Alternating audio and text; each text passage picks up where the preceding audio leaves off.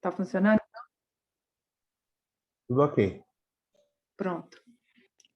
Bom, então, bom dia para quem chegou depois. Sempre lembrando, gente, que é muito importante a gente fazer realmente um esforço para participar dessa meditação anterior, né? Ela é colocada antes do nosso ensinamento, porque tem uma razão muito séria, né, em relação a isso, né? Quem vai depois ouvir a gravação, né, ver o vídeo do ensinamento, como é que chega, né, esse praticante, essa pessoa? Ela vai chegar com a mente tumultuada, muitas das vezes vai ver o vídeo enquanto está tomando a sua refeição, o café da manhã, ou vai ouvir enquanto está dirigindo, ela está fazendo outras atividades. Então, o que vai acontecer? Ela não vai receber o Santo Dharma na profundidade toda que está aqui colocada pelos grandes mestres. Em contrapartida, quando a gente medita antes, nós preparamos a nossa mente para receber, que basicamente nós estamos evitando aqueles famosos 3 defeitos do pote, né, que está lá na passagem lá com o patrão Rinpoche. Nós estamos evitando de colocar o pote emborcado, ou seja, não reter nada desse ensinamento, está com ele, né, furado, ou seja, reter algumas coisas e deixar outras escapar, ou colocar, que é o mais comum, no pote envenenado, que é cada um com as suas ideias, seus preconceitos, colocar o Santo Dharma ali, misturar, e aquele leite, aquele néctar, vai se tornar um leite, um néctar envenenado. Então, basicamente é isso, mas tem outros benefícios. Então, para aqueles que vão ouvir os ensinamentos depois, eu recomendo que realmente ouçam numa atitude de respeito e numa conduta realmente pura. Que faça uma pequena meditação, né, uma meditação de calma mental, que seja 5 minutos, 10 minutos, e depois, então, ouça os ensinamentos, de preferência, né, num lugar isolado, para que realmente possa absorver todos os ensinamentos que nos dizem aqui, não só Buda, mas todos os grandes mestres. Tá bom? Então, essa é a primeira recomendação para aqueles que veem o vídeo depois ou ouvem a gravação para isso, tá? Bom, então nós estamos estudando o texto do Bodhisattva Charabhatara, o Guia de Conduta do Bodhisattva, vendo o capítulo 8, que vai falar sobre a meditação, ou concentração, como está lá no Gampupa, que fala dessa quinta paramita, então, que vai nos preparar para a paramita da sabedoria. Então, o que nós já vimos aqui? Que a meditação é o antídoto para o desejo. Como eu já falei anteriormente, tem muitos tipos de meditação que são muito benéficas, né? Tem mindfulness, kindfulness, né? Que é meditação com pensamentos de amor, bondade, compaixão. E tem outras meditações que são feitas, mas com outros objetivos. Então, para melhorar, por exemplo, a insônia, para pacientes que têm doenças crônicas poderem suportar melhor os seus tratamentos, para aqueles que simplesmente querem um pouco do alívio, né, do samsara, porque o samsara é pesado, né? Como é que a gente vê a população hoje, né? Nós todos, né, que habitamos esse planeta hoje, eu acho que sempre foi assim, de fato, né? Metade já abandonou a história, né? Já tipo jogou a toalha mesmo, né? Uma história de desencantamento com a própria existência, não tem nada a ver com depressão, não é isso, né? Tem casos mais graves que conduzem para isso, mas um desencantamento em relação à própria vida, à própria natureza do ser humano. E só sobrevivem. E aqui o sobreviver não tem nada a ver com ter os recursos, meios, não, né? Tem muita gente que tem todos os recursos, mas estão só sobrevivendo, né? Só passando tempo, enfim, vivendo do jeito que dá. E a outra metade é a turminha da esperança de um milagre. Né? Estão esperando um milagre que aconteça, esperando que alguma coisa mude. Né? Mas a gente sabe, né, que tem impermanência aí, mas tem toda a lei do samsara por trás que não vai permitir, nem vai trazer nenhuma dessas mudanças que a pessoa está esperando. Então, essa vida aqui é difícil, é complicada. Né? E cada vez mais que a gente vai caminhando como praticante, é aquela imagem lá né, que uma pessoa comum sente o sofrimento humano como um filho na palma da mão. Né? Tem gente até que brinca, né, com isso, né, que dedinho que vai ficar, faz aí um desejo e tal. Esse é como uma pessoa comum sente o sofrimento humano, né? E não é só agora, isso desde sempre, né? Mas um bodhisattva, ele vai sentir isso como um cílio dentro dos olhos, né? E tem uma imagem mais forte que é como se fosse uma trave no olho, né? Dentro do olho. É assim que o bodhisattva vai perceber esse sofrimento da própria espécie humana, que nós todos temos por conta da nossa cabecinha, que é cheia de emoções perturbadoras, né? Então, assim, é natural que a gente, conforme a gente vai indo, né, compreendendo mais a nossa experiência humana aqui na Terra, a gente vai querendo um isolamento, né, um refúgio. Então, meditar nesse aspecto é bom, né, porque a pessoa, né, como eu brinquei semana passada, é uma Caldas Novas de graça, né? Estou vendo aqui tem gaúcho aí, então é Gramado, né? Os gaúchos vão para Gramado. Então, é um gramado, né, um final de semana em Gramado, em Caldas Novas, sei lá, num resort no Nordeste e tal, de graça. Não precisa gastar gasolina, não gasta com hospedagem, alimentação, não. Você só senta e medita, você vai ter esse benefício, então, da meditação. Então, tem todo esse bloco que é muito bom. Imagina a pessoa que está passando por um câncer, por exemplo, e meditar e conseguir suportar o tratamento. É muito bom. Mas essa meditação que nós estamos falando aqui é a meditação que faz o Bodhisattva, cujo objetivo é liberar os seres de todos os julgamentos. Então, é fundamental que a gente antidote essa raiz dos nossos sofrimentos, que é o desejo, filhinho da nossa ignorância, né? O filho imediato, ele está lá na roda da vida. Então, a meditação é o antídoto para o desejo, a meditação do Bodhisattva, né? Sem desconsiderar todo esse bloco de meditações que tem, sobretudo atualmente, né, meditações, já tem algum tempo, né, desde a época New Age e tal, que tem tantas meditações e tal, são válidas também, sabe? Ir para um final de semana, num lugar bacana, ter uma comida bacana e tal, ir lá e meditar, né? Volta renovado, mas quando voltar, os probleminhas vão estar todos esperando pela pessoa. E como é que ela vai lidar com isso? Esse é o problema, né? O Bodhisattva, ele vai estar pronto, né, para todas as experiências, o que quer que seja. Então, o que nós já vimos aqui? Nós chegamos já na estrofe, já vimos 80 estrofes, já avançamos um pouquinho no texto. Então, nós já vimos que o Shantideva já falou, né? Abandonar os obstáculos à calma mental, que são os ganhos mundanos e os seres, né? Nosso apego aos ganhos, né? Quaisquer eles que sejam, mundanos, e o apego aos seres. E o segundo ponto, que é o desencorajamento diante do desejo. E aí ele nos traz, então, a reflexão, sobretudo nos comentários, sobre a natureza dos objetos. Os objetos, então, são maculados, são compostos, são sofrimento, são impermanentes, são desprovidos de natureza própria.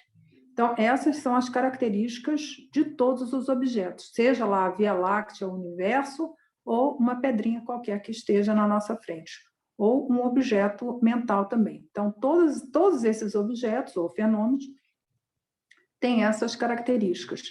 E aí ele coloca mais em relação aos seres, né, sobretudo nós humanos, o caráter impermanente, né, porque se a gente se reuniu, a gente vai se separar, né, uma hora ou outra, não tem como escapar disso, é a lei da impermanência. Tanto aqui, né, nessa reunião nossa aqui, mas na vida também, uma hora a gente vai se separar, e o caráter instável da mente humana, né? Que é por isso que tem tanto sofrimento no samsara, por conta dessa instabilidade da nossa mente. Nós não conseguimos manter um estado de lucidez, né, de clareza da mente por muito tempo. A gente pode até ter momentos, mas a gente não consegue manter isso estável. Então, nos comentários, no comentário do Trango Rinpoche, ele, em relação a essas estrofes aqui, ele coloca bem claro as etapas de Chinê, né, de calma mental. Como é que nós vamos fazer isso? Né? No nosso retiro, né, no próximo sábado, nós vamos ter a experiência de poder ver como é que isso tudo funciona. Porque aqui é só um ensinamento, né, como um seminário. Nós estamos trabalhando com linguagem, nós estamos trabalhando com o que a mente consegue compreender a nível da linguagem. Mas o que nós precisamos colocar é isso na prática. E aí nós vamos ver isso tudo em detalhe. E coincidiu, tá, gente? Foi bem coincidência mesmo de trazer o Trango Rinpoche trazer exatamente no ponto onde nós estamos. Então, ele coloca esses 4 pontos essenciais para as condições para a calma mental. Primeiro, ter um local com as 5 qualidades externas, e aí ter alimento, ter veste, um lugar adequado, né, sem perigos, que seja saudável, com 1 ou 2 amigos de conduta pura e longe de ruídos da multidão e abrigado dos animais. Ou seja, quando a gente vai fazer um retiro, que pode ser um retiro longo, de 12 anos, como fez o Kalu Rinpoche precedente, ou um retiro de 20 minutos para a gente fazer a nossa meditação cotidiana, a gente precisa encontrar essas condições físicas, né? Porque a gente está realmente abrigado disso tudo. Porque a gente vai poder colocar nosso corpo, palavra e mente nesse pequeno retiro ou nesse grande retiro. Né? Se nós estamos num lugar que é insalubre, por exemplo, nós não vamos ter condição, né? Por exemplo, lá no centro de retiro tem um quarto agora lá no Ningulim que está com problema de infiltração. Então, já é um quarto que não vai ser adequado para a pessoa fazer um retiro lá. Se for fazer alguém retiro lá, vai ter que fazer essa recomposição aí das paredes, da infiltração e tal, porque senão a pessoa vai ficar doente ali. Então, essa é a condição física. A gente tem que ter essa condição física. É importante isso, né? E aí ele segue, né? Ter poucos desejos materiais, estar satisfeito com o que possui, não se engajar nas atividades mundanas, preservar uma ética pura, rejeitar as distrações dos sentidos. Então, essas são as condições da mente, né? Que a gente precisa ter. Então, ter um estado realmente de contentamento, porque se a pessoa vai fazer uma meditação de 20 minutos, está pensando assim, mas o que eu vou comer depois? O que eu tenho que botar gasolina? Bom, gasolina hoje está meio assim, meio fora de moda colocar gasolina, mas enfim, eu tenho um relatório para entregar, tenho que fazer alguma coisa. Está pensando assim? Não adianta, ele vai carregar esse grande macaco louco para dentro da meditação dele. Então, é um estado de contentamento, olha que bom que eu estou aqui, agora é um momento privilegiado onde eu vou pacificar a minha mente. Então, esses são elementos fundamentais. Né? Aqui eu estou passando bem rapidamente, né, sobre eles. E aí ele vai falar das 9 etapas de Chinê mesmo, né, de calma mental. Ao longo das 9 etapas, o que nós vamos fazer? Nós vamos pacificar os nossos pensamentos e as nossas distrações e aumentar a nossa qualidade de clareza e lucidez na mente. E aí tudo com força da atenção, com força da concentração, com força da vigilância, nós vamos começando a dominar, né, ou subjugar, que é a palavra, todas as correntes, né, mais grosseiras e a corrente subjacente de pensamentos. Então, é isso que vai acontecer. É isso que acontece quando a gente faz essa meditação que a gente faz antes do ensinamento. Nós pacificamos essas né, colocando em dois grandes grupos, a corrente grosseira e a corrente subjacente. Então, isso é fundamental que a gente faça isso. E ele vai falar, então, dos suportes. Quais são os suportes? Como eu já falei anteriormente, tem os suportes, vamos dizer assim, físicos, que são esses que a gente usa, os 5 órgãos do sentido, né? Visão, audição, etc. O suporte da meditação, o suporte dos skandhas, então, sobre a sensação, sobre a percepção, sobre a consciência, da gente observar isso, das bases internas e externas, né, que são os 12 dados, né, desconsiderando aqui a consciência de cada um deles, ou 12 indrias, para quem preferir a outra nomenclatura. os 4 elementos do qual o nosso corpo é constituído, então, água, terra, fogo e ar. Então, essas são as meditações que ensinou o Senhor Buda. Então, esse é todo um bloco de suporte que vai nos ajudar a pacificar os nossos pensamentos.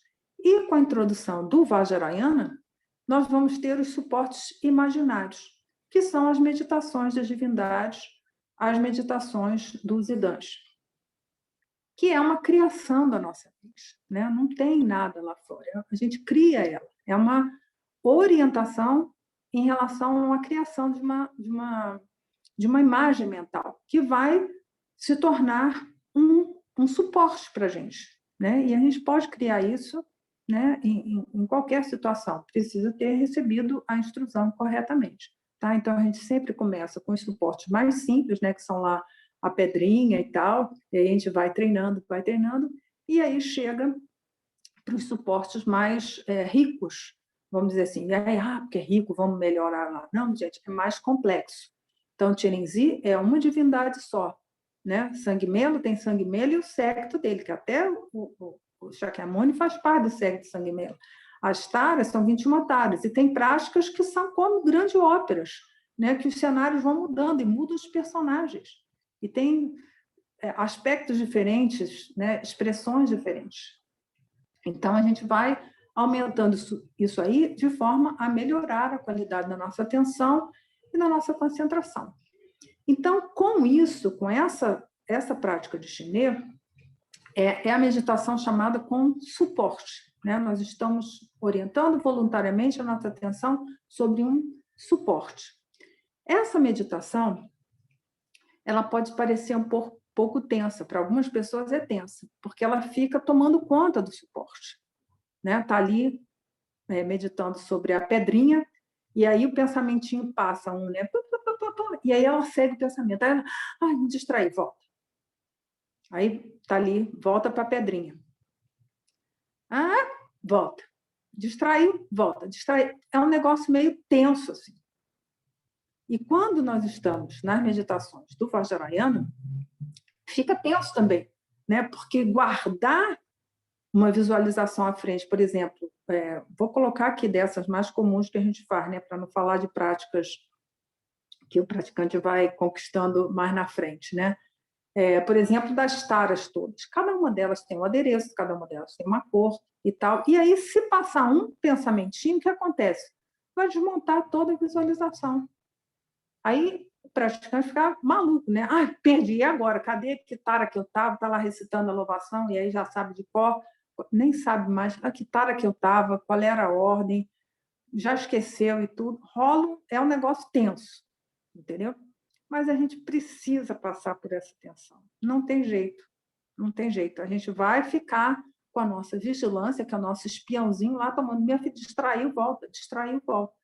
Então, a gente vai por etapas, treinando a nossa atenção, nossa concentração, nossa vigilância, para que a gente possa, então, ir, né, para essas meditações mais sofisticadas, com muito mais suporte e um suporte mais sutil, difícil da gente manter. A pedrinha não vai sair andando, mas se a gente distrair um pouquinho, desmonta a visualização toda. Então, essa é a meditação com suporte, que é o que assim, que se fala, que se chama, né, coloca na nossa meditação, que é a drempa, né, que é lembrança, que é essa atenção plena, né, que é o que, assim, o nome que ela é mais conhecida. Mas nós, com essa meditação, com o suporte, o que nós vamos descobrir em nós? Uma mente que observa. Vai ser uma novidade, é algo inovador. Olha só, eu não sou os meus pensamentos, eu não sou as minhas emoções, eu não sou os meus conceitos, meus preconceitos, minha ideia em relação ao mundo, nem a mim mesmo. Nós vamos descobrir isso em nós, porque a gente precisa fazer meditando. Isso aqui eu estou falando para vocês, mas cada um de vocês vai ter que descobrir essa própria mente, né? Quando a gente descobre essa mente, nós estamos deixando para lá, sem estar apegado, que é o nosso probleminha, né, nosso desejo, ao primeiro véu da dualidade, que é você e o objeto. Vai ter a sua consciência, que já está desapegada da sua apreensão egocêntrica, observando essa mente funcionando.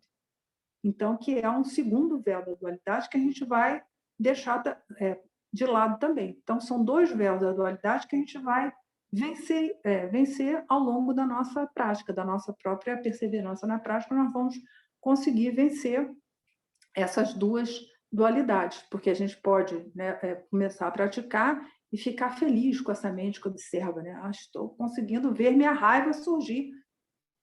E aí você fica parado nessa etapa aí, mas é preciso que a gente vença essa segunda etapa, que é o estado de consciência. E aí, o que vai acontecer com os suportes? Continua lá o suporte, mas o suporte vai ser só uma referência. A gente pode continuar lá fazendo, sei lá, da respiração, por exemplo, ela vai ser só uma referência, não vai ter mais essa tensão. Ah, peraí, quantas que eu estava contando, hein? Ah, eu estava na 7, né? Não, peraí, agora começa tudo de novo. A gente vai ser liberado dessa tensão. Mas é preciso que a gente chegue até lá e a gente consiga viver nesse estado de consciência. E a gente vai começar a chegar nesse grau de clareza e de lucidez. E o que vai acontecer com a gente nesse estado aí? Tudo o que se passar, todas as nossas experiências vão ser simplesmente experiências tais como elas são. E aí não interessa se você está vendo desfile do carnaval, desfile ao portero, vou ver depois, minha escola de samba. O que aconteceu? Não tem problema nenhum. O que você está vendo? Qual é a experiência? Não tem mais julgamento de valor nenhum. Ah, isso é bom, isso não é bom. Você está num estado de absoluta lucidez sem estar apegada a nada. Isso pode se dar tanto na fase com o suporte, que é essa turma toda aí de suporte, quaisquer ele que seja, ou na meditação sem suporte, que é o tal do estado natural da mente. Natural. As pessoas ficam surpresas, né? Ah, mas é natural? É, gente, é só o estado natural. Finalmente, o fim do caminho é só isso que a gente vai alcançar. Esse estado livre de fabricação, de elaboração, não pensa nada em relação a absolutamente nada que aparecer. Teve uma vez uma praticante que perguntou assim: ai, Lama, você nem deve ver televisão. Eu falei, mas como é que eu vou saber das notícias, né? Não é isso. Você não vira um grande praticante e deixa de ver TV. Não. Tem coisas que não tem jeito, é pela TV. Minha TV é bem antiga. Enfim, funciona muito bem. Vocês entendem isso? O estado de liberdade que nós vamos ter, essa é a liberdade.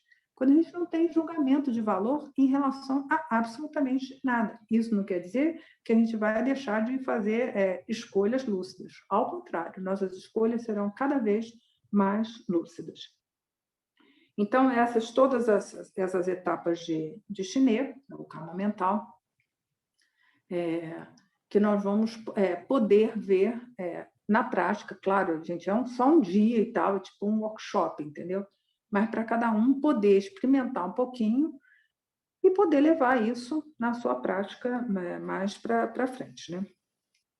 E aí o Trango Rinpoche, então, coloca, né, depois dessas explicações de chinês, ele fala bastante, né, sobre isso.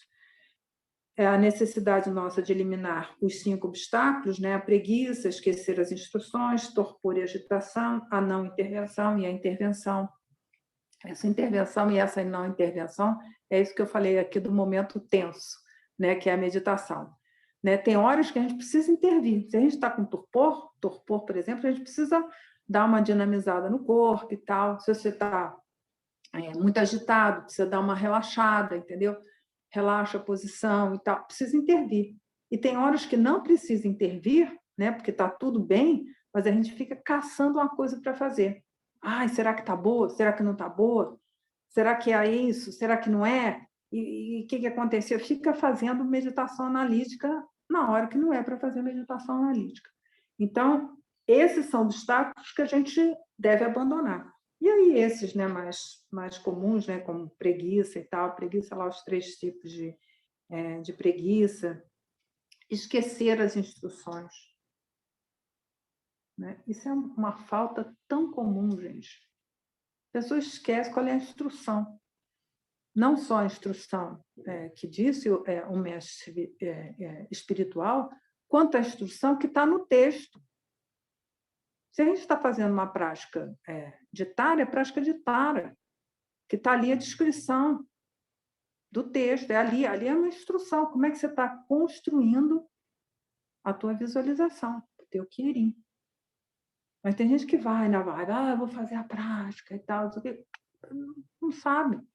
Faz a prática de Mahakala, como eu já contei aqui. Uma vez eu perguntei para um praticante, falei, mas quantos braços tem Mahakala? Ele ficou me olhando assim, tipo, qual é a cor do Mahakala? Né? Eu aprendi a fazer essas provocações com o Lama Trinley, que ele era muito dado a esse tipo de atividade. Né? Qual é a cor do Mahakala? Aí a pessoa ficou tipo, perdidaça, assim, ou seja, não fazia a prática direito, né? Simplesmente estava numa vibe ali, estou fazendo a prática. Não está, né? Não está fazendo a prática corretamente. Aí depois não consegue se liberar dos obstáculos, né? A prática do Dharma, não sabe por quê, mas porque não fez a prática direito, gente. Então, é fundamental que a gente siga as instruções que estão no texto e que a gente recebeu do Lama. Como eu falei no domingo passado, não tem um jeito certo de fazer a meditação. Né? Assim, tem que ser tenso, né? Não, é o jeito que você recebeu do seu Lama. Né? O Lama só não fala que depende do monastério. Depende do monastério, depende de como ele recebeu lá, e assim vai, gente. Uma tradição que tem 2.500 anos, claro que alguma coisa se perdeu aí no meio do caminho, mas a gente seguir, não com a nossa vontade, o nosso ego. Eu estou achando, teve uma vez uma pessoa que falou assim, mas eu não gosto dessa face, desse rosto de Tara, eu vou querer fazer uma imagem, ela trabalhava com aquele negócio, papel machê, eu vou fazer uma imagem de Tara mais agradável, assim. Gente, não é, não é assim, é como está ali direitinho. Tem as taras lá que tem a face franzida, tem outras que estão a face mais pacífica. É como receber a instrução e fazer do jeito que recebeu, né? Sem macular com nenhuma apreensão egocêntrica tua aquela instrução que você fez aí. Eu acho que assim fica melhor. Não, não é assim. E aí o Trango Rinpoche, então, coloca, né, os 8 antídotos para combater os obstáculos, eu já falei rapidamente isso semana passada, que é a fé, a aspiração, o entusiasmo, a flexibilidade de corpo e mente, vinda do entusiasmo, a memória das instruções, a vigilância, a atenção e a equanimidade. E essa equanimidade, sobretudo, depois que a gente termina a meditação. Porque quando a gente está num contexto nosso aqui, na nossa vida mundana, a gente já sai da meditação. Está na hora de eu ter que sair. Ou está na hora de não sei o quê. É um telefonema que recebe. Tal. O que acontece? Você deixa toda a qualidade que você conquistou com a sua meditação, a estabilidade, e você perde. Perde. Perde porque se deixa levar pelos diferentes estímulos que tem na nossa experiência, no nosso meio ambiente. Então, é preciso que a gente saia dessa meditação num estado de equanimidade. Que é isso que vai fazer com que a gente perceba, quando a gente já conquistou lá essa mente clara, né, vazia, luminosa e tal, que a gente perceba todas as experiências sem julgamento nenhum. Que a gente tenha por todos os seres um amor e uma compaixão incomensurável. Senão a gente vai colocar os julgamentos. E aí, para que a gente está meditando, né? É só para ter o bem-estar? Tem muitas pessoas que usam, né, o ensinamento do Senhor Buda para poder tocar adiante seu tratamento de hipertensão. Tá bom, ela vai ter esse benefício lá. Mas por que a gente vai chegar nessa saída de joias e sair só com a mão cheia de brita, né? Já falei isso aqui. Então, é preciso que a gente siga todas essas instruções para que a gente atinja o perfeito e sublime despertar. Né? Tem um Rinpoche que fala, né, que ele já viu propaganda de meditações que andam por aí, que promete a iluminação em 7 dias, né? E aí parece lá uma pessoa voando e tal. Ele cita isso num dos ensinamentos dele, né? Mas tem essa promessa, né? A iluminação não virá assim, gente. É preciso uma extrema perseverança, uma extrema dedicação, né? Precisamos desenvolver a tal da bodhicitta, porque pensa numa coisinha difícil, né? A gente pensar na felicidade do outro, né? E não na nossa própria felicidade. Né? Claro que quando a gente pensa na felicidade do outro mesmo, a felicidade legítima, né? Não é tornar o outro alegrinho, não. Isso vai nos fazer feliz, por quê? Porque nós estamos liberando a nossa apreensão egocêntrica. Não é né, assim, é porque eu estou fazendo bem para o outro, então estou feliz, estou orgulhoso. Não é isso. Né? Quando a gente cuida do outro, dá atenção ao outro, essa liberação da nossa apreensão egocêntrica, que está lá presa, né, na nossa ignorância, e da ignorância vem o desejo e a aversão. Então, isso aqui é super resumido, né? Claro que o Trungpa Rinpoche ele fala bem detalhadamente sobre isso, a respeito da meditação de calma mental. Alguma dúvida? Gente, isso aqui é tipo um blocão gigante aqui que eu falei rapidamente só sobre eles, né? Alguma dúvida? Podemos seguir adiante? Dúvida a gente vai ter até o despertar, né? Até que mente é, que mente é essa? Cadê o suporte? Não sei o quê.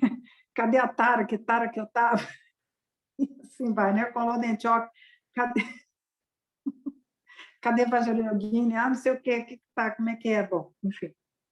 Mas, enfim, gradualmente, com a nossa prática, vai vindo a certeza, né? A nossa, não é convicção, minha prática está top, não, essa certeza tranquila que esse orgulho, né? Essa fierté que a gente vai ter com a nossa própria prática.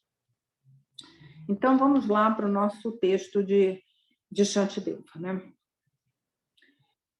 Então, nós vimos 80 estrofes, chegamos, então, nessa 81ª aqui. Que ele vai falar nesses 4 aqui, no quê? Os 4 pensamentos que desviam a mente do samsara, que são as 4 preliminares comuns. Que não tem jeito, gente. Isso aqui vai com a gente até o final. Quem não traz para o seu cotidiano esses 4 pensamentos, não vai fazer uma prática legal. Já teve 2 oportunidades, né, quando a gente estava lá em Sonada, que a gente teve uma entrevista lá, pessoal lá, aquela única vez que eu fui à Índia e tal, com o Khenpo Doni, né? E aí nós pedimos uma entrevista pessoal e tal, aí o Lama Trilê pediu, por favor, Khenpo, pode dar um ensinamento especial, né? Porque aqui tem várias pessoas que vão fazer o retiro de 3 anos e tal, porque a gente tinha ido lá para receber as iniciações, né? Aí, Khenpo Doni, eu bem prestando atenção, né? Achando que ele ia falar uma coisa, assim, que ele vai falar sobre iluminação, né? Porque eu estava, né, meio totalmente no sossego. Estava esperando uma coisa. O que ele tira lá? Ele começa a falar de preciosa existência humana, impermanência, karma, natureza defeituosa do samsara. Mas é isso? Mas isso eu já sei. Olha só a arrogância da pessoa, né? Mas isso aí eu já sei. E aí, também, numa outra oportunidade, quando a gente, na véspera de entrar no retiro, né, no dia mesmo anterior, estava lá no templo, né, teve um ensinamento, e o Lama Trilê falou, olha, eu tenho uma instrução especial para aqueles que estão entrando, porque era a véspera mesmo da gente entrar no retiro de 3 anos. O que o Lama Trilê fala? A mesma coisa. Os 4 pensamentos que desviam a mente do samsara. São essas reflexões que vão fazer com que a nossa prática seja genuína. Porque senão a gente vai estar usando o Dharma, né, os ensinamentos do Senhor Buda, para melhorar da nossa insônia. Entende?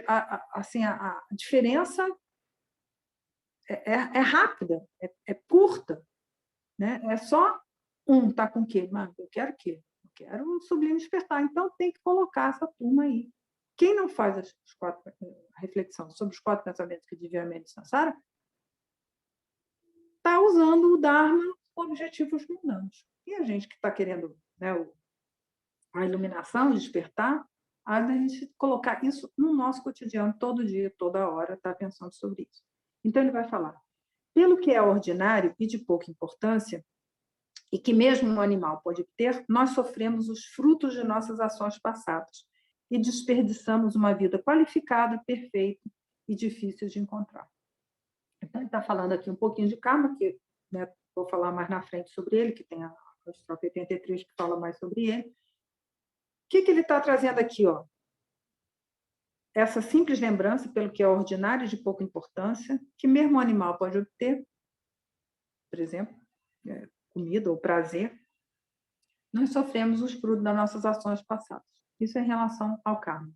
Então, quanto sofrimento nós arrumamos para nós mesmos na busca desses objetos dos desejos, quaisquer eles que sejam. E aí ele vem, né, traz a primeira reflexão, né, que é a preciosa existência humana. Desperdiçamos uma vida qualificada, perfeita e difícil de encontrar. Que é a preciosa existência humana. Que, a princípio, ela é só existência humana, porque a gente, né, nasceu humano quando deseja. Quando deseja, nascemos humanos. Beleza. Nós vamos tornar ela preciosa, está lá na copa isso, gente. Quando nós vamos trazer o duplo benefício, que é benefício para nós mesmos, nossa mente, está pacificada, clara, lúcida e tal, e para o outro, né? Poder fazer o bem do outro. Aí ela deixa de ser uma existência humana para ela se tornar preciosa. Isso tudo é um ensinamento que vocês, pelo menos, já deveriam saber. E aí tem o ladinho chato dessa história, que é o seguinte, que hoje em dia não tem mais esse negócio de decorar, né? Já não se usa mais, aqui no Brasil, principalmente. Tem alguns países que ainda seguem com esse tipo de decorar. Hoje em dia ninguém mais sabe tabuada, né? Pergunta para uma criança, ela não sabe mais. Tá bom, mudaram os modelos pedagógicos aí e tal. Mas, gente, não tem jeito, sabe? É preciso que a gente saiba isso, senão como é que a gente vai ver a preciosa existência humana? Se não é preciosa existência humana, eu nasci humano e tal. E aí entra numa loucura que não tem nada a ver com o ensinamento que o Buda ensinou. Então, a gente tem que trazer para o nosso cotidiano, tipo assim, olha, eu não nasci nos infernos, não nasci nos espíritos altos, não nasci nos animais, não nasci num Deus de longa vida, né? Sem o Dharma, sem o Buda, sem a compreensão, né? Ou com visões errôneas, as 8 liberdades. Pensar sobre isso. A gente não nasceu como um animal, gente. Não nasceu como um Deus de longa vida. E pensar o que isso significa. Olha só. Né? São as 8 liberdades que a gente conquistou com os nossos méritos. E refletir sobre isso. Precisa colocar isso. E aí, se a gente não sabe quais são as 8 liberdades, vai meditar sobre o quê? Fica lá, as 8 liberdades. São essas, não são outras, são essas. É preciso que a gente saiba, né? Para que a gente possa refletir. Quem não consegue decorar, quem não consegue memorizar as coisas, que é uma capacidade que o ser humano, infelizmente, está perdendo, mas, enfim, por conta da nossa própria sociedade, o modo de viver, não tem problema, vai lá no Gampo, está tudo escrito lá. Lê e reflete sobre isso, senão não vai para frente. E as 10 aquisições? Nós nascemos humanos, num país central, com as faculdades, não temos karma contrário, né? E temos fé no Dharma. A gente tem isso tudo, gente. Então, reflete sobre isso profundamente.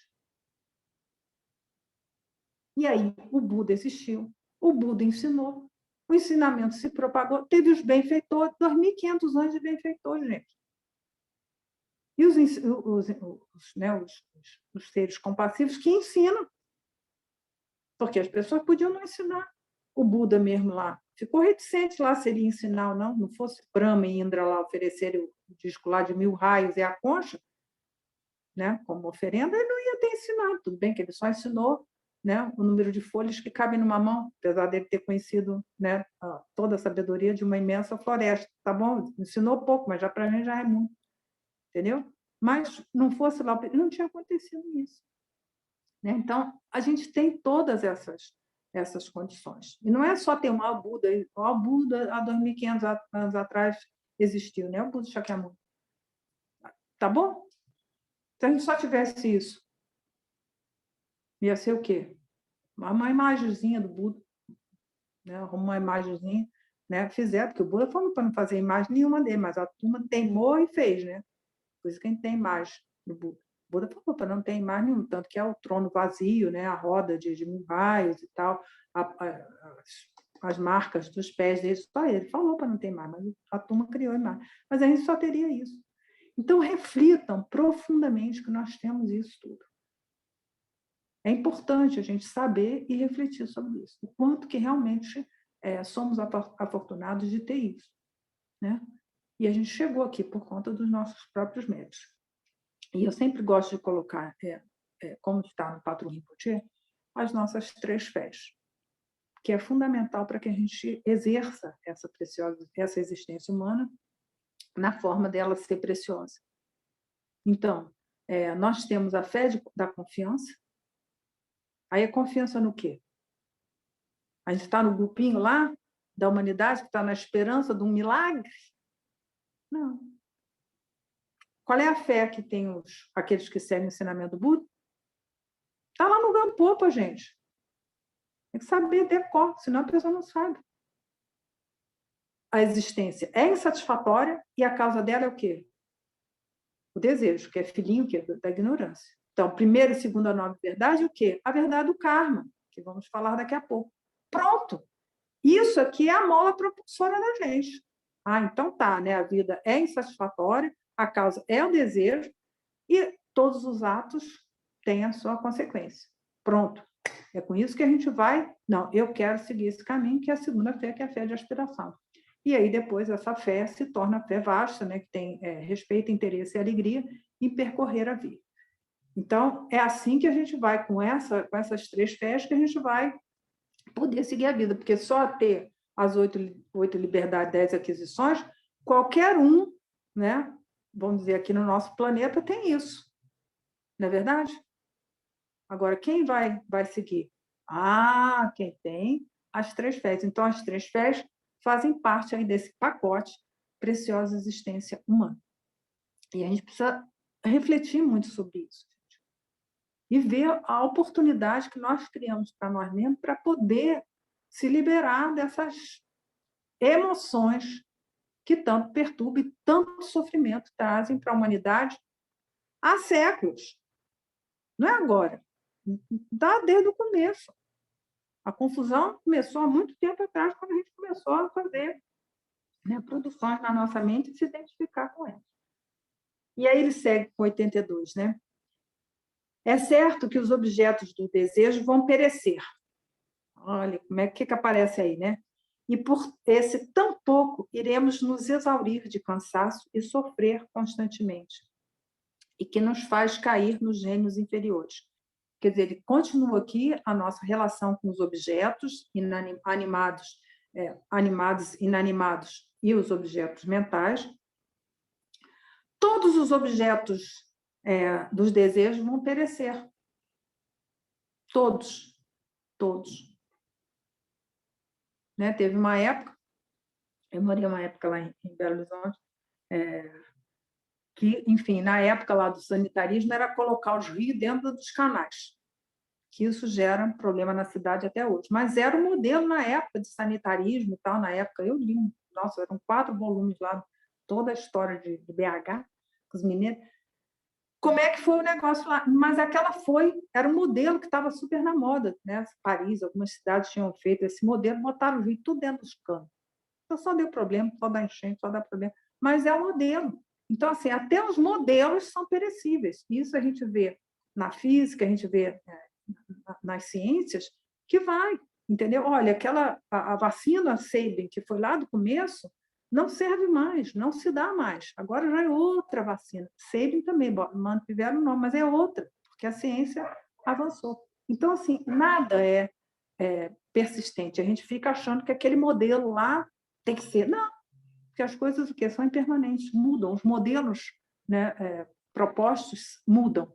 E a gente tem que estar nesse fluxo aí para ver.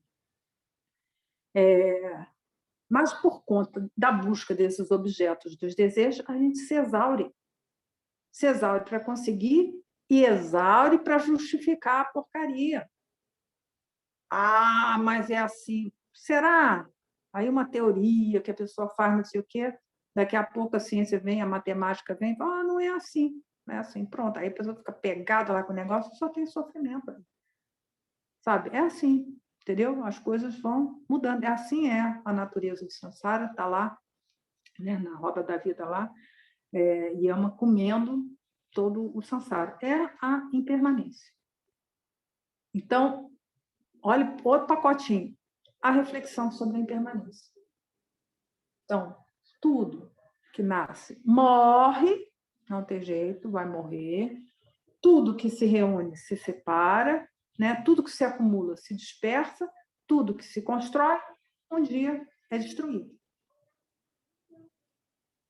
É bom saber isso, o decorado da história, porque aí a gente consegue colocar isso no nosso cotidiano. E aí, quando aquela coisa que a gente achava maravilhosa e tal quebra, se separa, enfim, todas as consequências da impermanência ocorrem, a gente não vai ficar triste, porque a gente não está apegado ali no objeto. Porque a gente já, quando se relaciona com o objeto, já sabe que ele é impermanente. E aí a gente vai estar liberando essa carga, né, do sofrimento vindo do desejo apego. Então, é importante que a gente saiba lá o decorado. É assim, gente, infelizmente, sabe? Não tem jeito. Que aí a gente vai colocando isso e impregnando o nosso cotidiano com esse conhecimento. E aí a gente vai ficar, será? Eu estou aqui me desgastando, né? Gastando, né, todo minha força, minha energia para justificar, para colocar argumentos para defender uma ideia que a gente sabe que daqui a pouco, entendeu? Vai desaparecer, né? Quantos modelos, né, de vida já foram abandonados, né? Nós atravessamos lá como seres humanos lá as savanas africanas e tal, tinha um modelo de vida que precisou ser abandonado, entendeu? Porque se você vivesse como lá nas savanas até hoje, o negócio não teria dado certo. Depois passamos eras glaciais, muito frio, entendeu? Era outro modelo, porque o planeta mudou.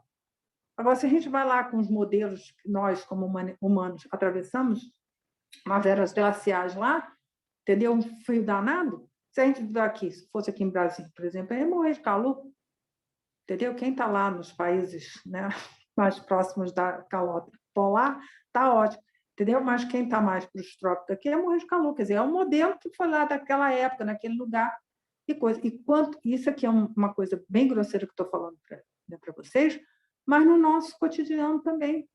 A gente quer, né? Vou fazer o bolo com isso. Aí você chega, não tem manteiga, faz com margarina, faz com óleo, faz não sei o que, dá certo também. Vai ser outra coisa. Mas a gente não está.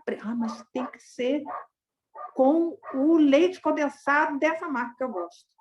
Não tem, aí vai ficar ruim. Não, gente, faz outra coisa, entendeu? Acontece outra coisa. Está vendo como é que a gente se livra do sofrimento? A vida é assim. E aí o Shantideva segue, né? Sim, deixa eu só falar, porque essas frases dos comentários eu acho ótimo, né?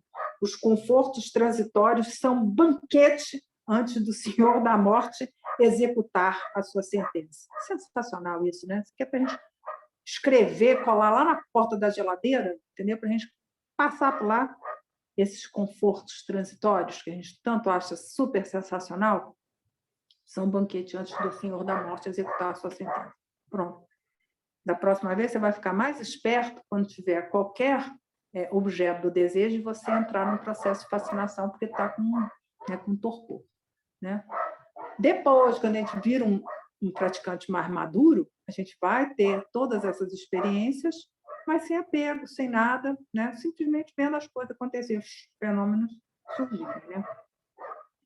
E aí o Shantideva segue, né? Não é necessária nem a milionésima parte desses esforços para se obter o estado de Buda. Os escravos do desejo não obtêm o despertar, mas também têm sofrimentos maiores que aqueles que se engajam na conduta do Bodhisattva. Então, o Shantideva traz aqui que os esforços para se obter a budeidade não são nem a milionésima parte daqueles esforços que a gente faz para se perpetuar no samsara e trazer para nós mais sofrimento. Isso é verdade. Por mais difícil que a gente possa perceber essa experiência de atingir o despertar, porque vai exigir da gente disciplina, né, perseverança, coragem e tudo mais, não é nada, né, diante de todo, todo o sacrifício que a gente faz para obter objetos que são só sofrimento. Né? No final das contas, por conta dessas ações todas que a gente se engaja para obter esses objetos do desejo, dependendo de como elas passarem, a gente vai parar num dos 6 reinos. Pode ser nos infernos, entre os espíritos ávidos. E aí? Né? Você se matou para obter um determinado objeto do desejo e arrumou foi confusão para você mesmo. Problemas. E aí? Então, é a reflexão sobre o karma. E aí eu trouxe para vocês um ensinamento de Kalu Rinpoche sobre o karma. Kalu Rinpoche precedente, né? Que está lá naquele livro, La Voie do Buda, a Via do Buda. Então, claro, é um ensinamento longo, na verdade, isso aqui é uma consolidação de 3 ensinamentos dele, que eu resumi aqui para vocês, para a gente não ficar só na história do karma, que o karma é certo, ele amadurece no seu autor, ele só se desenvolve, ele nunca se esgota, que são as características do karma mesmo, né? Os 4, que é bom a gente decorar também, que senão a gente acha assim, já viu? Tem corrente de oração? Tem corrente de oração no budismo. Gente, não dá o karma de um, é karma de um, não passa para o outro. Se você está nervoso que alguém está doente, faça uma oração, vai ser bom para você se acalmar, entendeu? Mas não vai passar para o outro. Entendeu? Corrente de oração é de outras tradições religiosas, muito bom também. Mas aqui no budismo não se aplica, porque o karma amadurece no seu autor. Não dá para a gente entrar na cabeça do outro e mudar o karma alheio. Não dá. Não dá. Enfim, aqui também vamos passar rapidamente sobre isso, mas tem bastante literatura por aí. Quem quiser, enfim, esse texto está em francês, mas eu posso passar esses textos para vocês. Mas o que ele começa falando lá? Né? O karma é a interdependências e causas e consequências dos atos. A gente precisa estar ligado nisso, que todos os atos, né, são interdependentes. Tudo que a gente faz vai ter uma consequência desse. Tudo, absolutamente tudo. E aqui no ensinamento do Buda, isso é bem pesado, né? Porque ele não se esgota. Não se esgota, e ele só se desenvolve. Pior, né? Então, um bom ato vai ficar uma coisa boa, mas um ato ruim também ele vai ficar uma coisa bem grande. De ruim, né? Não é de boa, não. Então, a gente precisa estar bem ligado quando a gente comete um mínimo ato que seja. Então, ele vai falar, né, dos atos positivos, né? Deixa eu pegar. Dos atos positivos, que eu fiz um desenho aqui. Então, os atos negativos, né? Então, ele vai falar que a raiz é a ignorância e as ilusões da mente. Estou dando essa ignorância. Ignorância o quê? Dos 4 selos do Dharma, lá, dos 3, né? Dukkha, Nikya e Anatta. E as ilusões da mente. Que a gente acha que as coisas são permanentes, quando elas não são. Que a gente acha que elas têm existência própria e elas não têm. Que a gente acha que elas são felicidade e elas não são. Elas são sofrimento. Então, essa é a raiz. O tronco, então, vem o quê? A apreensão egocêntrica. Eu sou. Nasce lá. E aí vem os galhos, que são as emoções perturbadoras, né, que são as paixões, e o fruto o quê? As existências dolorosas. Aí a pessoa que tem isso aqui tudo não quer ter existência dolorosa. Não tem como, gente, é o fruto dessa árvorezinha negativa. Tem um desenho do Kalu Rinpoche, que ele mesmo desenhou, tá? É um desenho, né, de próprio punho dele, que alguns de vocês já devem conhecer, né? Que é os atos negativos que vão nos conduzir para o sofrimento. E aí ele vai falar do karma positivo. O que é a raiz? O desapego do samsara. Desapego do samsara. Aí a pessoa quer apegar no samsara. Não tem. Quando está apegado, está aqui, na árvore negra, né? Porque ele faz esse desenho de uma árvore branca e uma árvore negra, sem nenhum juízo de valor em relação ao branco e preto, que atualmente está muito na moda, né? Mas que ele só coloca isso, o branco e o preto, né? O branco aqui representando os atos positivos e o preto o negativo, tá? Sem nenhum juízo de valor da nossa sociedade atualmente, tá? Por favor. Então, ele vai falar, a raiz é o desapego do samsara e a aspiração ao despertar. Então, você tem aspiração ao despertar? Mesmo? Para o bem de todos os seres? Então, vamos lá. O tronco, então, é a fé e a compaixão, né? Porque desse desapego do samsara vem essa fé e essa compaixão. Né? Não vai surgir como no outro lá a apreensão egocêntrica. Né? O tronco da árvore vai ser a fé e a compaixão. Os galhos, então, vai ser a prática da ética, a adoção dos atos positivos e evitar fazer os atos negativos. As folhas, então, serão o quê? As virtudes, a prática da virtude. E as flores, o quê? As qualidades da meditação, que a gente já falou aqui anteriormente. Né? Que é esse estado de bênção, né? De claridade, de lucidez, de passar por todas as experiências sem julgamento nenhum. E aí, se a gente não tem essa aspiração ao despertar, o que a gente faz? Nossa meditação vai nos conduzir ao karma da imobilidade, que são dos diversos estados de meditação. Nós aqui vivemos na esfera do desejo, né? Que é os 6 reinos, né? É chamado dessa esfera, vamos dizer assim.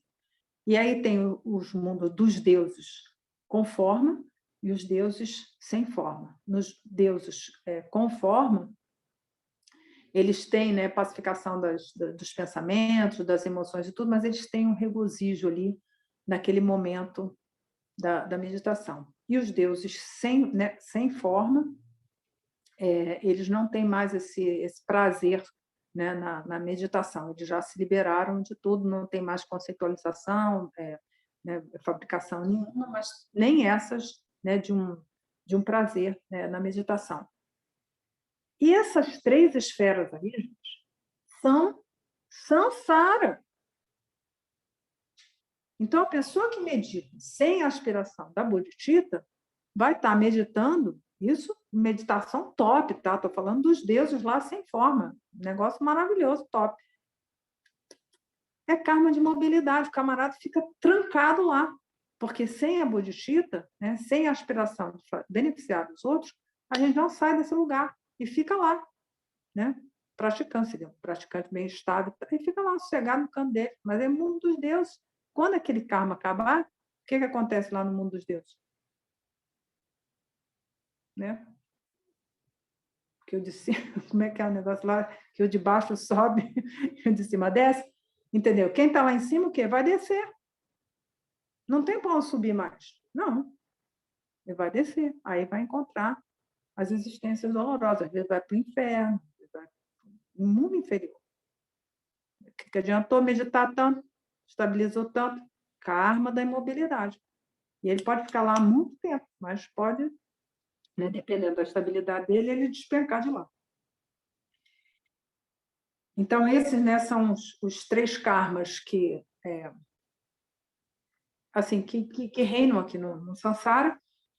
E aí o Kalun Rinpoche, ele segue, então, sobre o que promove o nosso renascimento. E ele vai falar, então, do karma indutor e do karma complementar. O karma indutor é o que joga mesmo, a gente não tem poder nenhum sobre ele.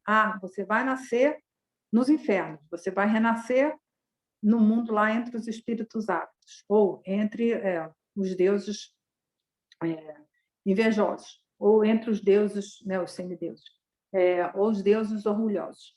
Ele joga você para lá. Mas tem o karma complementar, que são os outros atos que a gente mesmo cometeu, porque está tudo amadurecido ali em nós, né? Está amadurecido, não, está em nós, ele vai amadurecer, que são as condições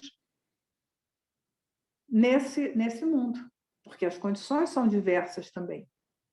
Então, por exemplo, ele cita o exemplo de um animal que hoje nasce e é um pet. Tem muito pet hoje em dia que tem uma vida de rei. Muito melhor condição de alimentação, de abrigo e carinho e tudo mais que muitos seres humanos. Ou seja, ele está num mundo inferior, né? Porque o mundo dos animais é um mundo inferior ao mundo humano, que o mundo humano é um mundo, está no mundo superior. Ele nasceu num reino animal, que é um reino inferior, mas ele tem condições boas. Então, quando nós estamos cometendo nossos atos, a gente precisa estar prestando atenção que a gente está formando esse karma indutor, e aqui não é só o nosso próximo nascimento, não, porque senão, quer saber do outro nascimento, não, eu quero saber dessa vida. Amiguinho, o dia de amanhã é um renascimento. O momento seguinte é um renascimento. A nossa mente, né, os escândalos, eles são absolutamente mutantes, né? Eles são flexíveis, a cada instante, a cada percepção vai mudando. Então, o que estamos acumulando de karma indutor e de karma complementar? Antes de cometer qualquer ato, preste atenção a isso. Então, a pessoa que vive de criar discórdia, por exemplo, hoje em dia nas redes sociais é o que mais gosta do povo fazer, criar discórdia, né? Um fala uma coisa, já vem o outro falar outra coisa. Você está criando condições para ter um instante seguinte, uma vida seguinte, um dia seguinte, onde você vai ser vítima dessa não é vítima, não, vai sofrer as consequências de uma discórdia. Isso está tudo descrito nos ensinamentos. Então, fica ligado cada um no karma que está acumulando, porque assim, essa turma vai toda amadurecer. Ele cita rapidamente também a importância do karma coletivo, que é só a experiência que a gente está tendo. Então, por exemplo, agora nós tivemos um karma coletivo de estarmos aqui reunidos nesse momento. Mas, coisa maior, a gente está no mesmo país, passando pela mesma situação, vamos ter que voltar, a maioria de nós, isso é um karma coletivo. Então, nós nascemos nessa, somos contemporâneos e estamos passando por uma experiência coletiva similar, né? Cada um do seu jeito, mas vamos ter que colocar coisas que acontecem que, né, faz parte do nosso karma. Então, esse é o karma coletivo, não é nenhuma o karma coletivo. O karma coletivo, quando tem um avião que desaba, cai lá, morre quase todo mundo, não sobra. Entendeu? É o quê? O karma coletivo de passar por aquela experiência. Mas aquele outro que não morreu tinha a experiência de passar por aquele tipo de experiência que ele se preparou, né? Ele acumulou aquele karma para passar por aquela experiência daquela maneira. Que bom, foi sorte. Não foi não, foi o karma dele. Entendeu? O outro que caiu, morreu. Pronto. Então, esses são os karmas. Não tem nenhum mistério nisso, gente. É só olhar quem está reunido, quem não está reunido, tem o karma coletivo. No tempo, no espaço, tem esse karma coletivo.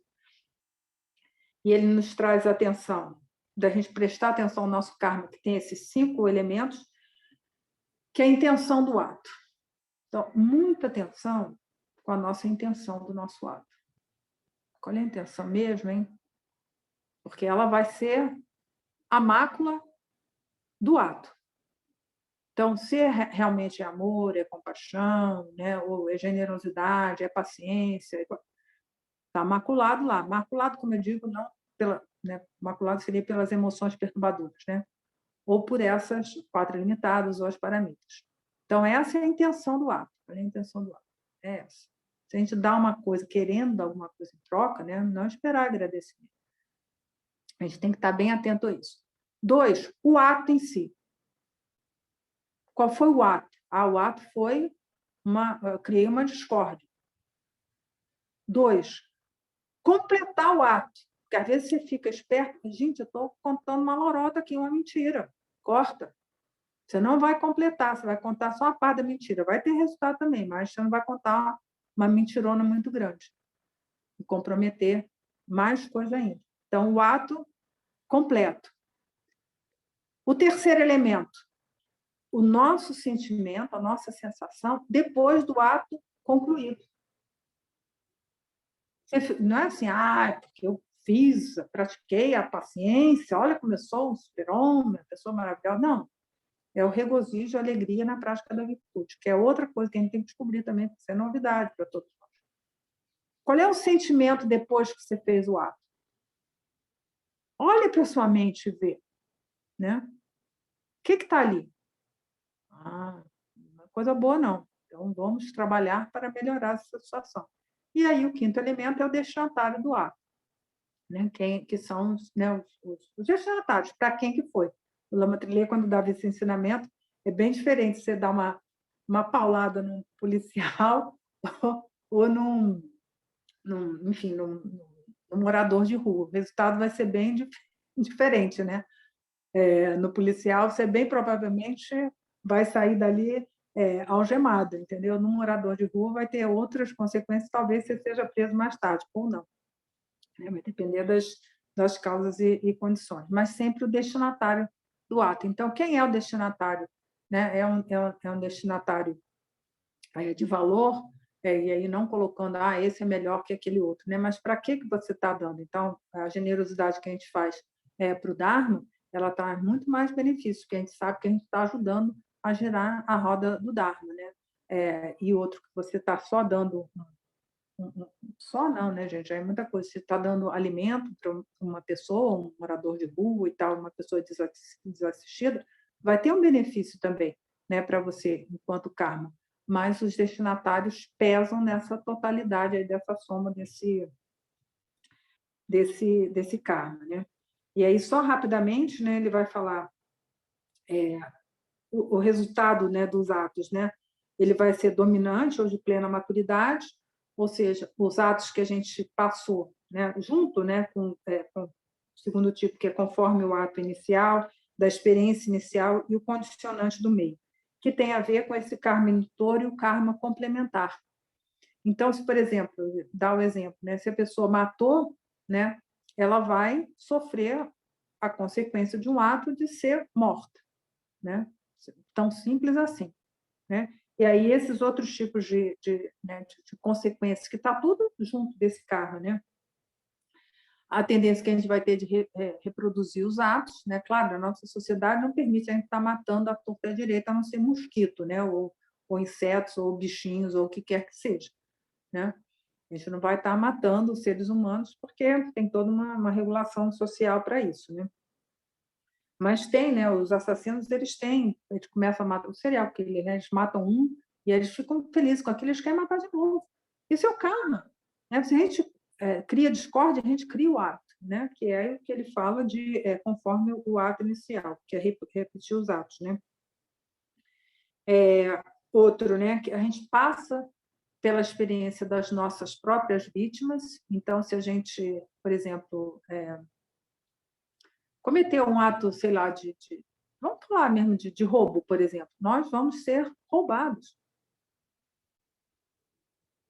né? Tirar o que não lhe foi dado, né? Passar pelas experiências da vítima, né? E o outro, ter condições onde a gente vai ter o risco de passar por essa experiência. Então, o exemplo que ele cita bem é da morte, né? Então, se você criou o hábito de matar mosquitos, entendeu? A gente vai ter um renascimento futuro, né? Um renascimento dos nossos escândalos aqui, que pode ser daqui a 15 minutos ou numa próxima vida, onde a gente vai correr o risco de sofrer aquele, né, ser vítima daquele ato que a gente cometeu. Então, antes de fazer qualquer coisa que seja, ainda que seja a tagarelice que todo mundo acha engraçadinho, entendeu? Falar, entendeu? A gente vai sofrer as consequências dos nossos atos. Então, esse é o ensinamento sobre o karma, né?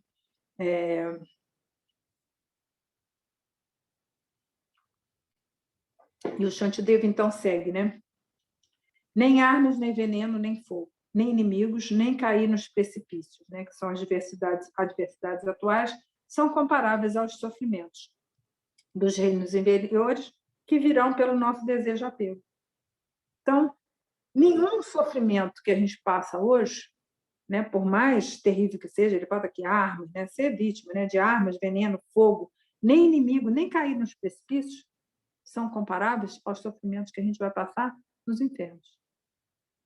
Daí eu recomendo, está lá no Gampopa, que a gente, do mesmo jeito que a gente vai fazer com a preciosa existência humana, karma, a impermanência, que a gente faça e dê uma leitura lá, né, dos 18 infernos, os 8 infernos quentes, os 8 infernos frios, né? Os infernos quentes provocados, né, pela raiva, os infernos frios pela raiva reprimida, os infernos vizinhos, efêmeros. É isso que são as experiências infernais. Como é que é a vida lá entre os espíritos ávidos? Não é nada bom lá, não. Entendeu? Leiam lá o sofrimento dos animais, os sofrimentos humanos. A gente acha que essa vida humana é assim engraçadinha, mas se a gente for ver, não é. Não é. Né? A gente, inevitavelmente, o sofrimento do nascimento a gente já meio que esqueceu, ninguém se lembra lá, entendeu? Mas tem, se a gente não morrer antes, que aí a morte vai antecipar, mas o sofrimento da velhice e da doença. Não tem jeito, esse corpo que estraga esse negócio. Então, olha só, veja isso. Reflita sobre os sofrimentos dos semideuses, dos deuses, aquela festa toda acaba lá. E a gente trazer isso. Sei que tem muita gente hoje que interpreta essa coisa porque esses reinos e tal. Gente, na tradição tem isso sim, isso foi ensinado pelo Buda. Mas a gente, tá pesado, né? Os infernos lá das linhas negras, dos esmagamentos e tal, que eu quero isso. Gente, pensa nas situações que outros humanos estão passando agora, com fome, com frio, numa guerra, numa situação de ódio. Às vezes são lá um sheik, o cara tem tudo, quer comprar um diamante, não sei quantos, não sei o quê, quilates, teteté, mas está lá com como é que chama? As mulheres lá do harém comendo pau, a mulherada brigando lá, entendeu? É um inferno. Aí não adianta, o cara morre ricaço, entendeu? Mas está passando por esse problema. Não tem jeito. São os sofrimentos que a gente vai refletir e a gente tem que estar ligado nisso, senão a gente não vai pensar nas consequências do nosso karma. Então, pode pensar lá conforme a tradição diz e ensina, que foi o que o Buda ensinou, mas se achar pesado, traz para a vida hoje. Pensa quem está agora, entendeu? Que nasceu por conta do seu próprio karma numa condição muito desfavorável. Eu estou passando por um momento muito desfavorável. Eu não sei, eu acho que ainda é até mais light pensar nos infernos, dos esmagamentos, do que está agora lá, entendeu? Numa guerra que a gente não sabe, em tantas guerras, né, que temos, não são as guerras físicas, mas como as guerras mentais. Então, né, no comentário é dito, né, sem refletir, aí encerra, né, essa parte, né, sem refletir sobre as 4 preliminares comuns, não permaneceremos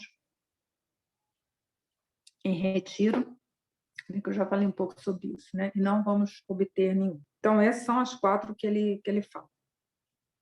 Vou só trazer aqui rapidamente que ele vai fazer sobre a reflexão da excelência da solidão, que não tem muito o que acrescentar a respeito disso. Ele vai falar, né? Você já, né, desenvolveu os 4 pensamentos, né, que desviam a mente do samsara. Aí você vai refletir sobre os benefícios da solidão. Tem gente que não gosta dessa palavra, a solidão é muito triste. Gente, você está sozinho, né? Solitude, tem outras palavras. Você está quieto, lá, sossegado lá no seu canto, tem solidão.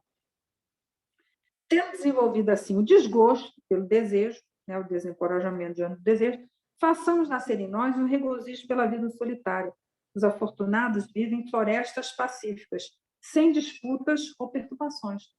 E volta lá no ensinamento do Trungpa Rinpoche, que quando a gente vai para um retiro de 20 minutos, ou de 3 anos, ou de 12 anos, a gente vai estar com as causas e condições propícias. A gente está se afastando temporariamente dessas condições que nos distraem, né, que perturbam a nossa mente. Colocar esse isolamento, né, essas são as vantagens de se fazer um retiro, ainda que seja de 20 minutos. A gente está se afastando um pouco. Ninguém fique preocupado, porque quando sair, vai estar tudo do mesmo jeito. Né? Eu já contei isso aqui. Quando eu saí do retiro de 3 anos, eu tive assim, a felicidade de constatar que os buracos na rua continuavam exatamente no mesmo lugar. Tinha, inclusive, aumentado um pouco. Não mudou nada, não. entendeu? Porque a pessoa acha que vai mudar, né? Aí entra naquele negócio de esperança que as coisas mudam. Não vai mudar. O buraco na rua continuar no mesmo lugar. Para gente, que surpresa, está um buraco no mesmo lugar. Pronto. Então, a gente vai criar esse alegrio dessa vida solitária, né? Porque a gente tem esse hábito de viver em bando, mas a gente pode deixar o bando um pouquinho para que a gente possa criar condições excelentes na nossa mente. E aí ele só vai seguindo sobre isso, né? Grandes pedras planas são palácios agradáveis, arrefecidos pela luz da lua, mais fresca que o sândalo. A brisa os ventila nessa floresta silenciosa e agradável, e assim eles vivem pensando no bem dos outros. Então, quando nós nos afastamos de todo o nosso coração, realmente com a motivação correta, estar num retiro de que extensão que seja, é assim que a gente vai se sentir, né? Grandes pedras planas, que ele está colocando onde ele se assenta, são palácios agradáveis. A gente vai ter essa alegria nessa prática. Não é que bom que eu estou meditando, não é isso, não. Mas como é dito, né? A gente como uma bolinha de algodão, leve, né? Livre das tensões, que é bom também, mas a gente não pode perder a nosso objetivo aqui, a motivação da Bodhicitta. Então, olha só, eles moram onde querem, pelo tempo que quiserem, sobre a copa de uma árvore ou uma gruta, ou em casas abandonadas, liberados do sofrimento, ligados à proteção ao apego dos bens, liberados, né, do sofrimento ligado à proteção ao apego aos bens, permanecem livres e sem inquietude. Então, olha só a vantagem do desapego, gente.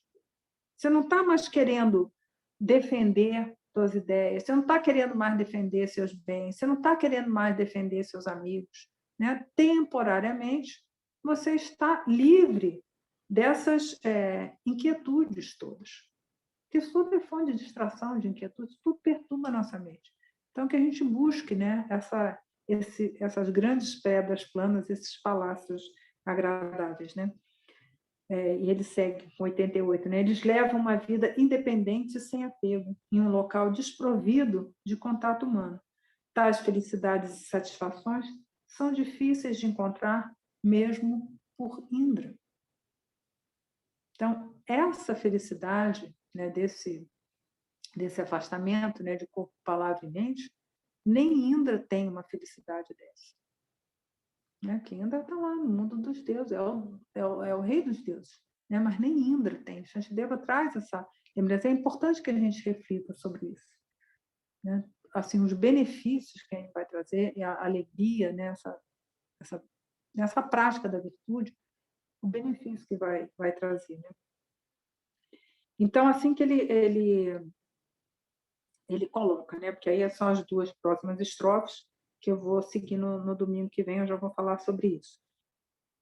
Então, essas, né, são as condições básicas para a gente meditar, que ele traz aqui, as 4 preliminares comuns, e a gente levar isso a sério, refletir sobre isso, saber o que é, né, ver a descrição que está lá, ou pensar, né, na situação que a gente está vivendo, né, não precisa estar lá em permanência, isso, aquilo, não, né, os palácios, os faraós, não, pensa em permanência aqui, entendeu? De uma flor, de um prédio, qualquer coisa que seja, dos buracos negros, tanta coisa embebida no buraco negro, está tudo impermanente.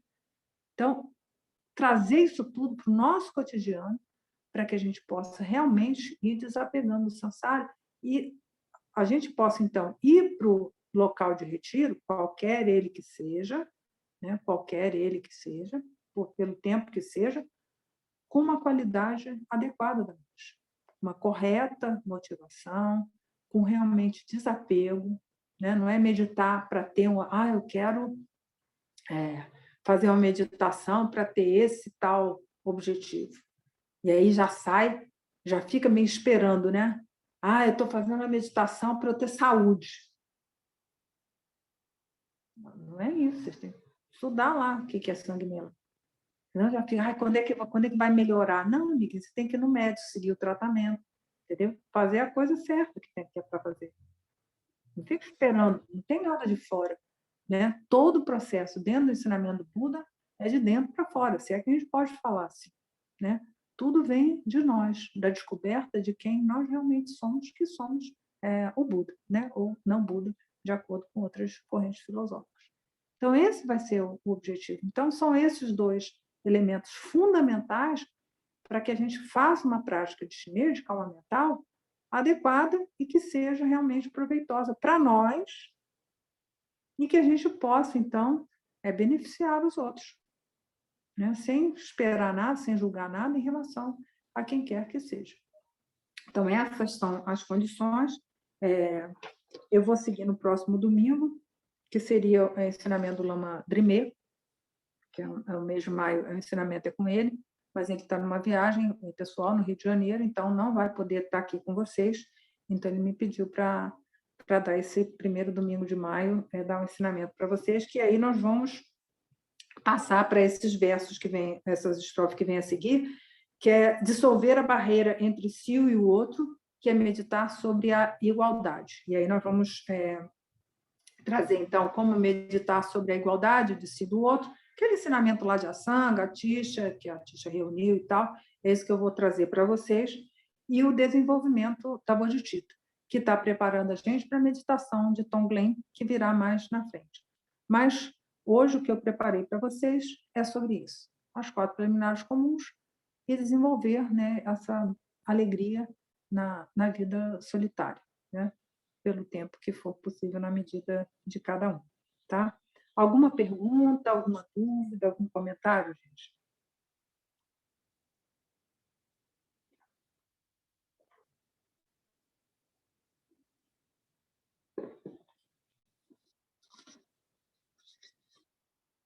Então, é isso. Como sempre, bastante conteúdo aqui, mas, como vocês todos sabem, isso aqui é a primeira etapa, etapa né, etapa de escuta. Agora, cada um vai refletir, vai estudar, né, aprofundar, então, tá tudo disponível para vocês estudarem, para que vocês realmente se familiarizem com isso, isso torne realmente a experiência de vocês, né, que a gente possa, né, pela nossa prática mesmo, pela nossa coragem, pela nossa perseverança, pela nossa disciplina, pela nossa motivação da Bodhicitta, que a gente possa realmente alcançar, né, a onisciência, né?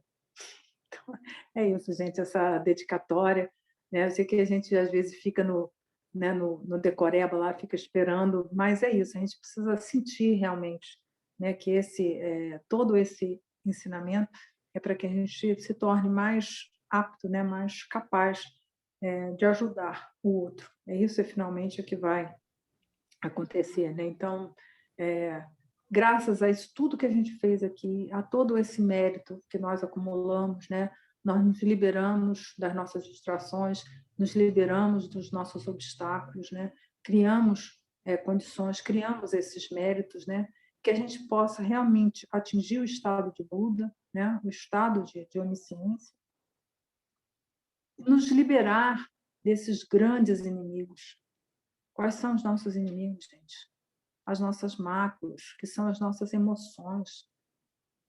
Todas elas, do desejo ao orgulho, às 84 mil. E através, né, dessa liberação de todas essas máculas, né, todas essas emoções perturbadoras, todas elas, a gente possa finalmente liberar todos os seres do oceano do Sansara, agitado pelas ondas do nascimento, velhice, doença e morte. Tá bom? Então, um excelente domingo para vocês. Boa prática, sempre, sempre, sempre, sempre. É bom para todos, tá? Que, enfim, tudo seja perfeito, maravilhoso para todos, tá? Sempre. Muita coragem nessa via aí, tá bom? Então, bom domingo, boa semana e até 1º de maio, tá?